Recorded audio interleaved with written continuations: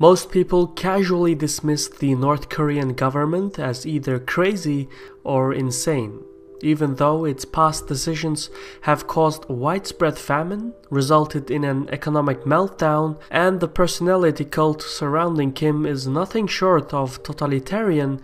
There is strategic thought behind the nuclear program. In fact, it may well be the most sensible thing in North Korea. My name is Shirvan and welcome to Caspian Report. Recent developments in the Korean peninsula have revived fears over Pyongyang's nuclear and missile programs. Up until now, Washington has relied on additional sanctions and enhanced regional missile defenses to keep North Korea's nuclear ambitions in check. However, at the same time, President Trump has made it clear that he will keep all options open.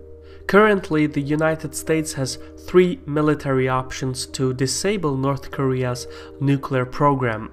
The first being a surgical strike or a cyber attack that is limited to a single object. The target may well be a facility or a base, but the goal is to deter Pyongyang from continuing to develop a nuclear arsenal. There is no guarantee that such a surgical strike will ease Pyongyang's nuclear and missile development. However, targeting a single object offers the best way to keep the situation from escalating. Washington's second option is to conduct limited strikes that physically interrupt North Korea's programs. These attacks will focus solely on the country's missile and nuclear infrastructure, which signals that Washington is not trying to overthrow the North Korean government. This kind of operation would send a clear message to Pyongyang to change the course of its programs, but it also has a much higher risk of full-scale retaliation.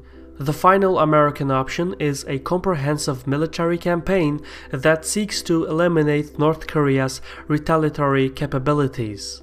This scenario would happen if Washington believes that Pyongyang is likely to launch a counterattack regardless.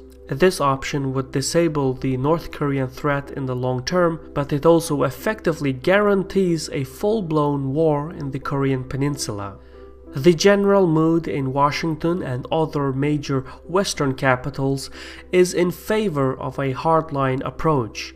However, Trump's decision depends on the anticipated reaction from Kim's government. But only by looking at the problem from the other side's point of view can we make progress.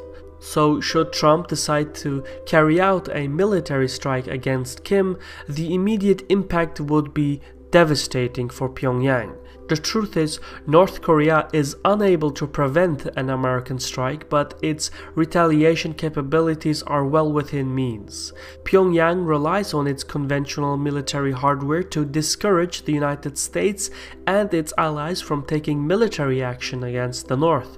The country has a wide range of short and medium-range systems that can inflict enormous damage to large portions of South Korea, including its capital. So far, this status quo has maintained the balance of power in the peninsula. However, as the technological gap between Seoul and Pyongyang widens, many of the North Korean systems are increasingly obsolete, meaning North Korea is gradually losing its conventional deterrent. As Pyongyang's retaliation capabilities diminish over time, the ruling elite believes that it's only a matter of time until the Americans decide to strike. Therefore, to ensure the preservation of the government, the North Korean elite is working towards a national security that is based on asymmetric capabilities and weapons of mass destruction. As such, Kim's government has made tremendous investments to develop long-range ballistic missiles.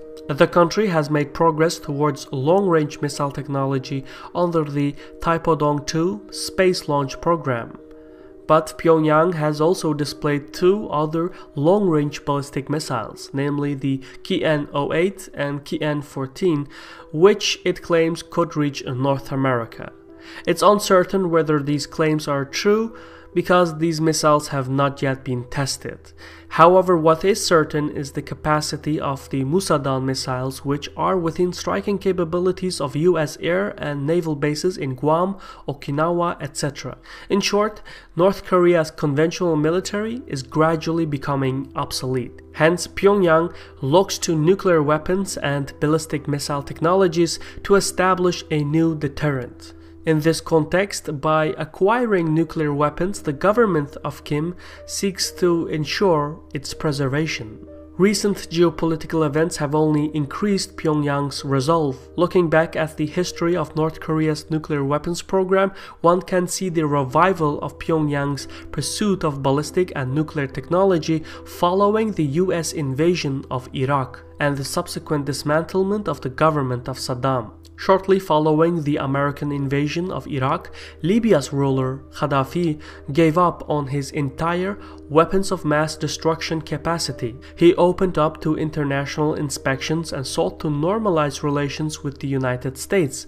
Then, the Arab Spring erupted in 2011. The government in Tunisia and Egypt were overthrown. In Libya, clashes between law enforcement agencies and opposition movements turned to violence, and as soon as the first shot was fired, Washington abandoned its agreement with Tripoli. Instead, the American leadership encouraged a revolt and intervened along with NATO to aid the Libyan rebels. The military intervention led to the capture and death of Gaddafi. Meanwhile, Libya fell into total chaos.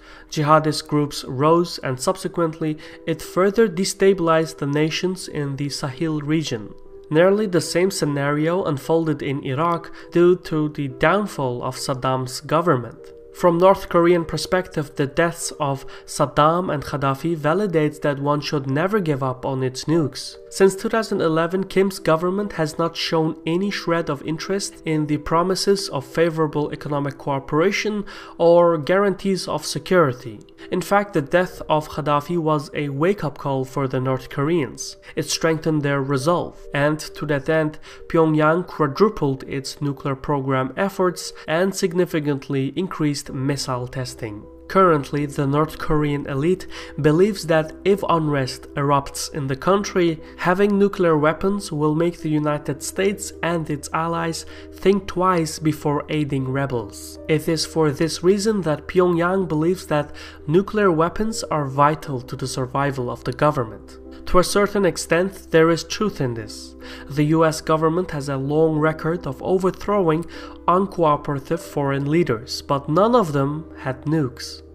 North Korean officials have repeatedly mentioned that if Saddam or Gaddafi possessed weapons of mass destruction, they would still be alive and the United States would not have invaded their countries.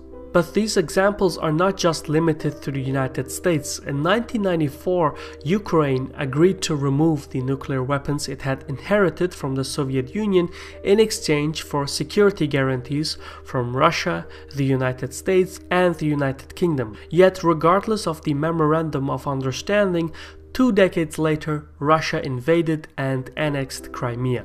So the government in Pyongyang believes that when a nation has the strength to break or bend the rules, then it's likely to do so at some point in the future, and the only deterrence is nuclear weapons.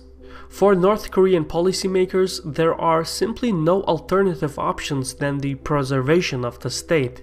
Even if members of the elite were given passages to third countries, sooner or later the International Tribunal in Hague would catch up on them. The truth of the matter is that for the North Korean elite, there is no escape and there are no viable alternative options. The country cannot open up to outside influence or seek unification with the South. The German unification shows that Western-backed governments will absorb the former communists, so unification too will lead to the collapse of the North's elite. Pyongyang understands that nuclear weapons do not guarantee the preservation of the government, but they also believe that their survival is even less secure without them. Thus far, the only exception to a successful negotiated nuclear exit was reached with the Iranians. However, what makes Iran such a unique case is their proximity to the Strait of Hormuz. This is one of the busiest sea passages in the world. An estimated 20% of the world's petroleum passes through the strait. Iran's conventional military has the capacity to impose an effective blockade of the passage, which would completely upset the global economy. So the Iranians perceive their options in the Strait of Hormuz as a deterrent. Therefore, the leadership in Tehran believes that it doesn't need nukes to ensure the preservation of the government. However, North Korea has no such bargaining chip. It also has no real governmental institutions, meaning Pyongyang is far more susceptible to regime change than Tehran. As of this writing, North Korea is nearing the final stage in which it can demonstrate each component of the nuclear weapons system. This is the most dangerous stage because it offers the American leadership a final chance to prevent North Korea from becoming a nuclear-armed state. So the pressure to act is rising in Washington. And there is a lot at stake for everyone. The United States fears that North Korea is setting a dangerous precedent for other totalitarian governments. Meanwhile, the government in Pyongyang believes that self-preservation requires ballistic and nuclear technology. This was a Caspian report by me, Shirvan. Special thanks to our contributors on Patreon for suggesting this topic and for their financial support that helps to keep our channel independent and objective. If you want to be part of that process, visit patreon.com/CaspianReport. In any case, thank you for watching and Sahol.